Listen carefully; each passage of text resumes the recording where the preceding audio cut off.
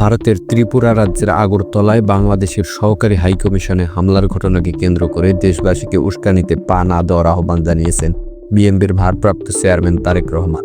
আজ মঙ্গলবার সামাজিক যোগাযোগ মাধ্যম এক্সে এক পোস্টে এই আহ্বান জানান তিনি।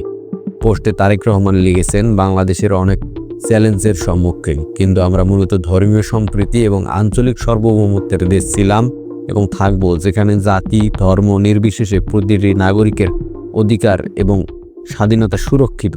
আমি আমার সহকর্মী বাংলাদেশিদের সর্বোচ্চ সংযম প্রদর্শন এবং উস্কানিতে পা না দেওয়ার অনুরোধ করছি। তিনি আরও বলেছেন, স্বৈরাচারী শেখ হাসিনা সরকারের পতনের পর থেকে ভারতের রাজনৈতিক মহল এবং তাদের গণমাধ্যমগুলোয় উস্কানিমূলক বক্তব্য বৃদ্ধি পেয়েছে। ভারত অপতত্ত্বে ছেয়ে আছে, যা ক্রমাগত বাংলাদেশ বিরোধী মনোভাবকে উস্কে দিচ্ছে। আগরতলায় বাংলাদেশ কনসুলেটের সর্বশেষ হামলার মধ্য দিয়ে অপপ্রচারের প্রভাব ফুটে উঠেছে, যা প্রতিবেশীদের মধ্যে শুধু বিভেদই সৃষ্টি করবে।